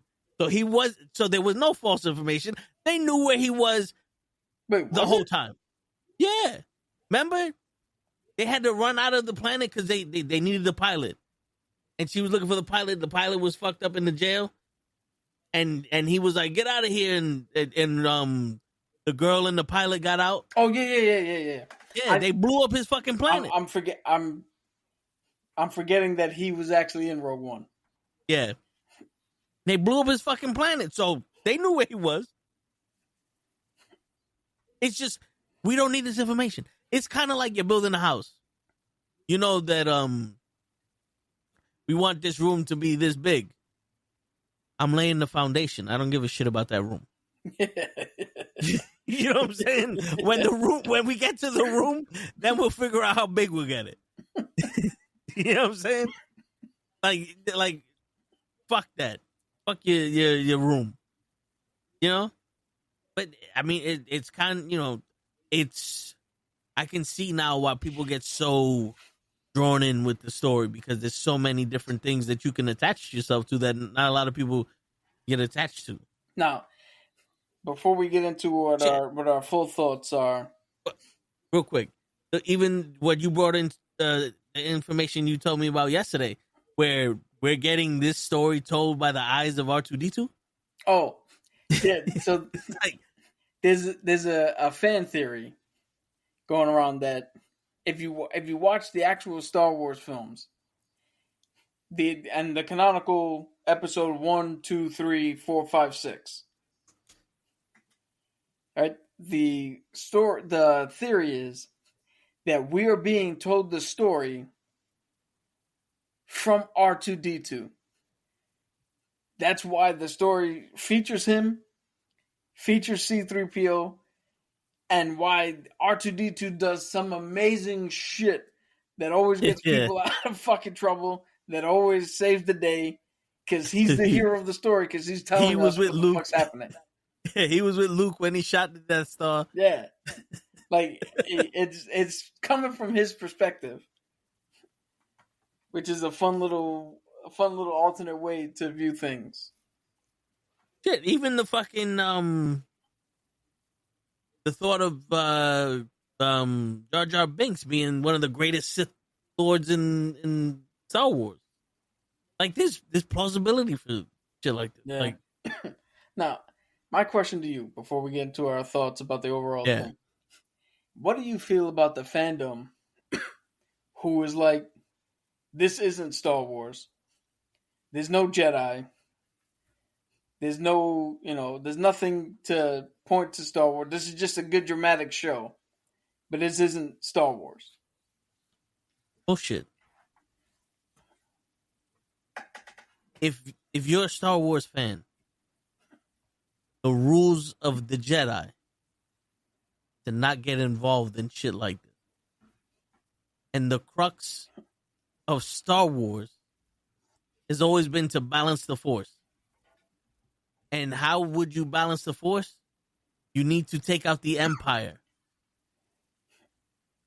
Because they took over the galaxy.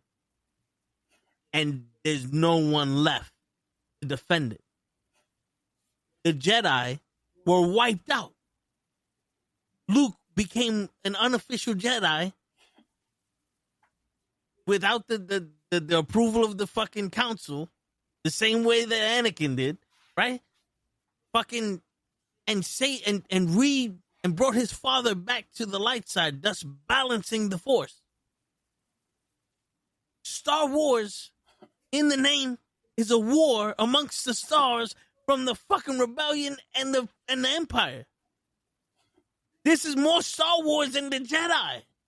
The Jedi are not fighting the Empire. They are fighting the dark side.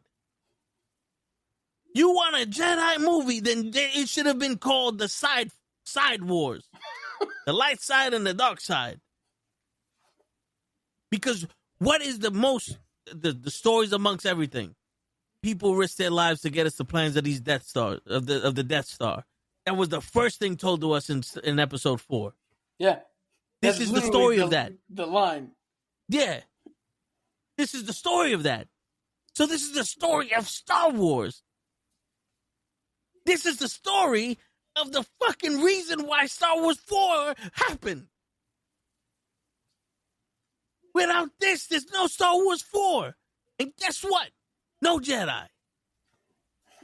Luke don't go to fucking the planet with Yoda. Learn shit. No Qui-Gon Jinn. No Obi-Wan Kenobi. Fucking Princess Leia gone. You want a 42 flavors? Baskin and Robbins. This is more Star Wars than anything. The fucking Darth Vader, Palpatine, and the Jedi are like most inconsequential members of this whole story. One, because if you watch Star Wars, at least 4, 5, and 6, Vader's in competition with a fucking normal guy that's just a general in the fucking Empire.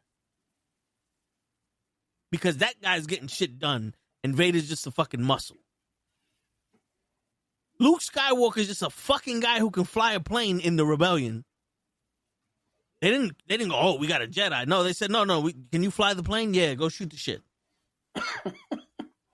There was no lightsaber here, that shit there. None of that. None of his special training was to go shoot some shit.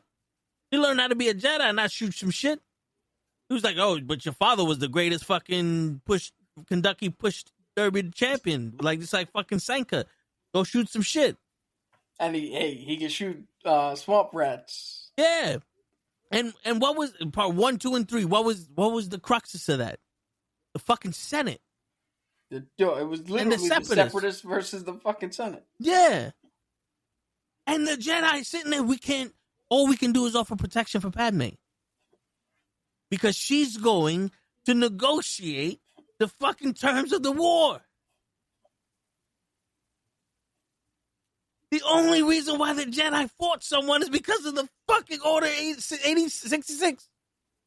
No, but I mean, their hubris pulled them into the fucking Clone Wars. But you know what I'm saying? Like, this is the thing. According to the episode 1, 2, 3, the only reason why you got your hands dirty is because you got tricked by Palpatine into fighting his war, and then you found out, and he says, "Oh, Order 66, kill all the motherfuckers." You fell for it.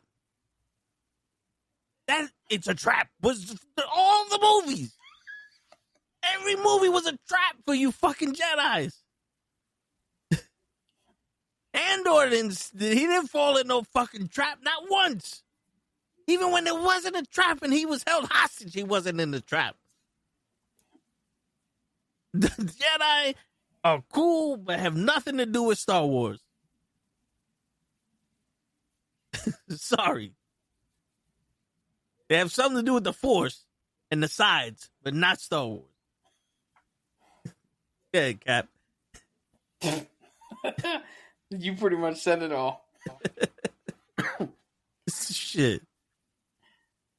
All right, so now what's our summation of Andor season 2? Shit, man. That ending made this show a lot better than it was when it started. I'm telling you, man, 1, 2, and 3. I don't know why I don't know who felt the need to do that. Me neither. Because normally these shit's are 9 episodes. Yeah. Right? You could have cut out 1, 2, and 3. We got our 9. Yeah, because 1, 2, and 3 felt like bullshit. You know, to be honest, let's talk about this for a second. 1, 2, and 3 felt like it was going in a different direction. Yeah. It felt like the chick that got fired had her hands in those episodes. And then they said, no, let's pull this shit back to what's really going on. Because you got a whole episode of him still in a plane. And then another episode of him in between two sides of one army trying to find food. In between two sides of idiots. Yeah, trying to find food. And I'm saying, like, what does this have to do with the war? Like, who here in this plane is so important that we needed an episode of this? And it turns out nobody. It didn't start working until episode 4. Yeah. We even had the fucking episode where the woman shut the mom up to be on some, listen, bitch, you're gonna see your son, but you gotta act this way. And it's like, that's cool. But also, it's been done before. I'm not here to see a mom bother the shit out of her son and some woman fucking set her straight. I'm sorry, that's not a part of the war. Dude, yeah, They did a shitty job making us fucking feel for that mom. Because when she started crying, in my head, I was like, the only thing you got going for you, shorty, was that you told him not to be there. You told him that Galgaron or whatever the fuck, Gamor, was not the place to be. And it turns out you was right. But your son was there on bigger terms. Yeah, that's one of those, well, a broken clock is right at least twice a day. Yeah. And then we get the episode of the fucking forcing with his wife. And that was another thing. Yo, I'm sorry. That was so uncomfortable. The fucking that was not Star Wars at all. That was not Star Wars.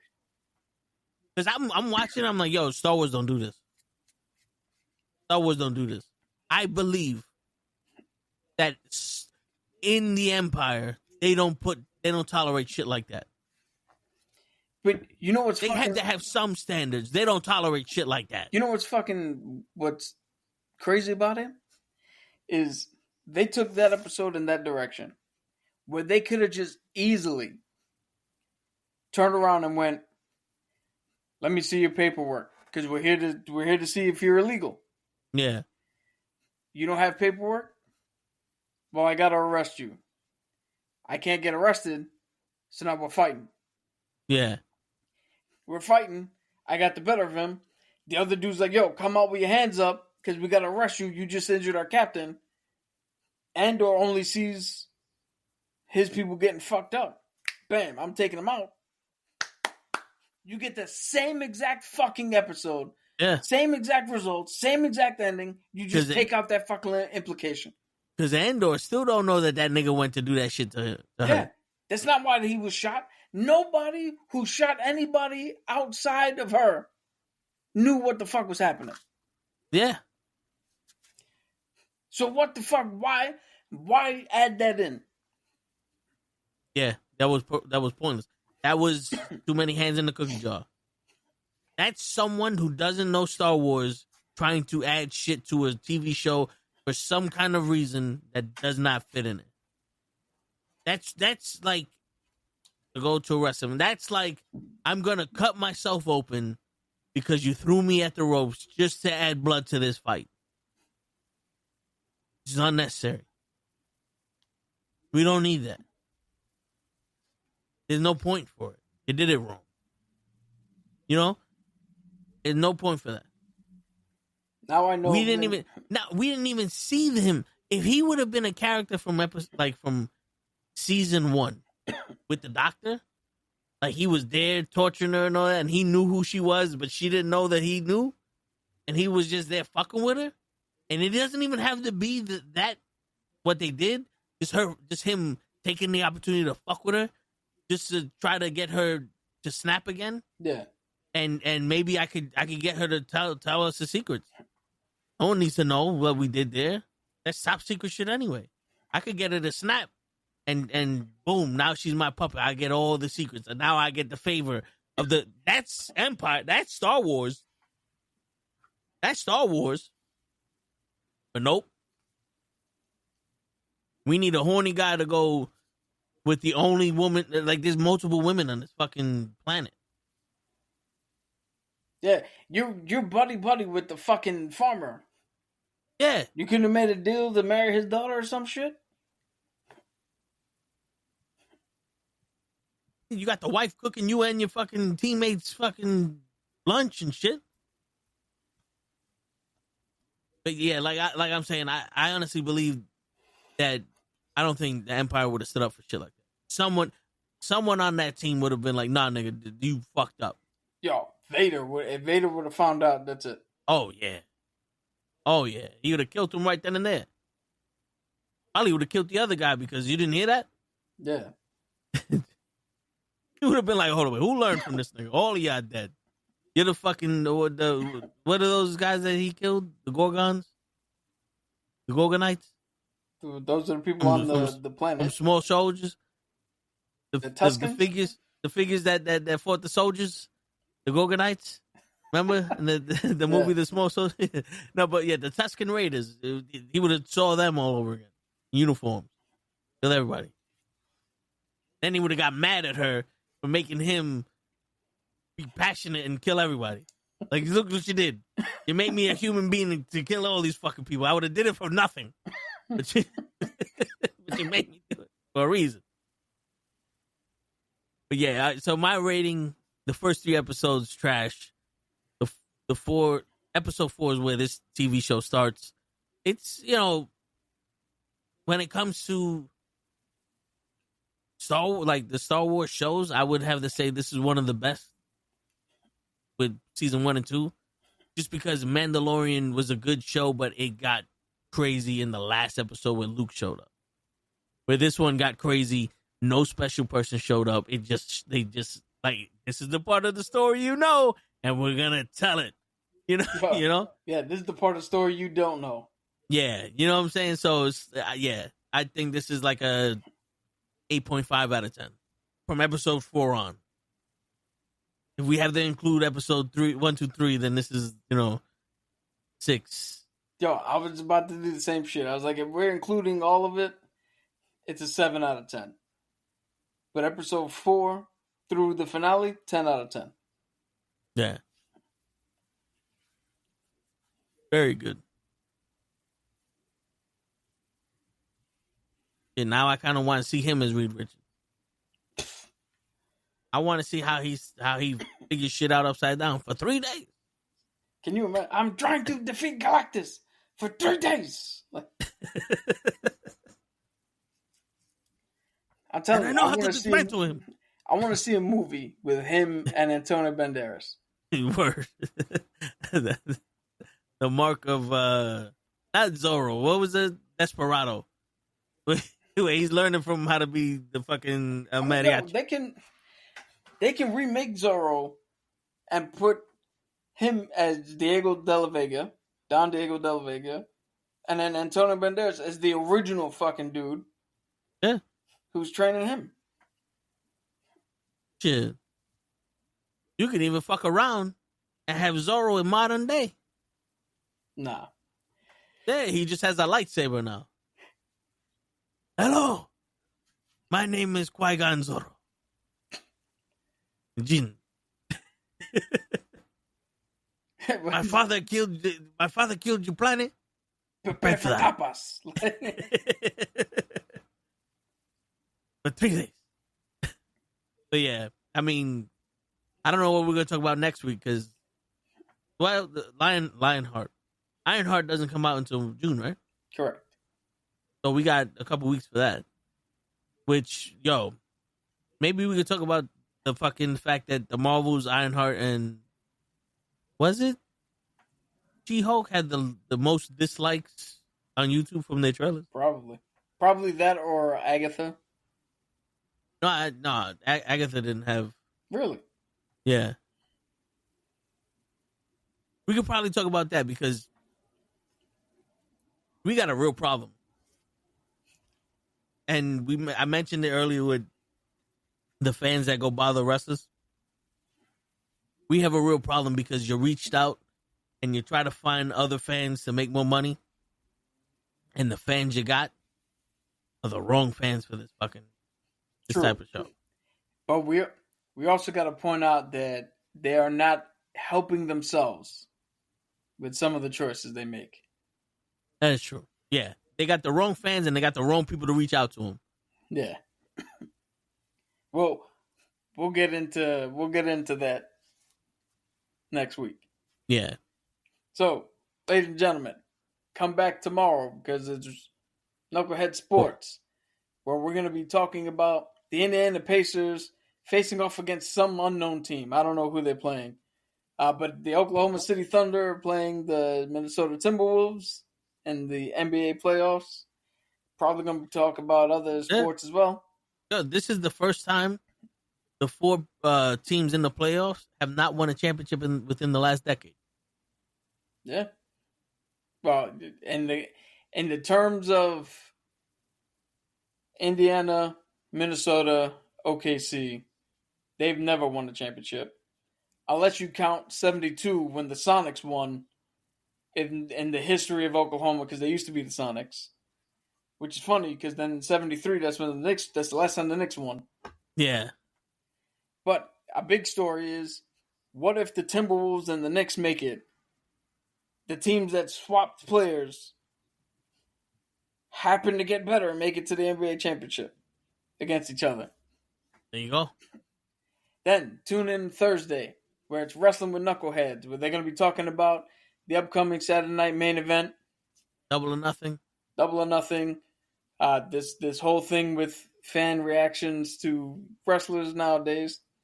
Then tune in either Friday and/or Saturday for the Toe in the Show with Gigi and Ray. All right.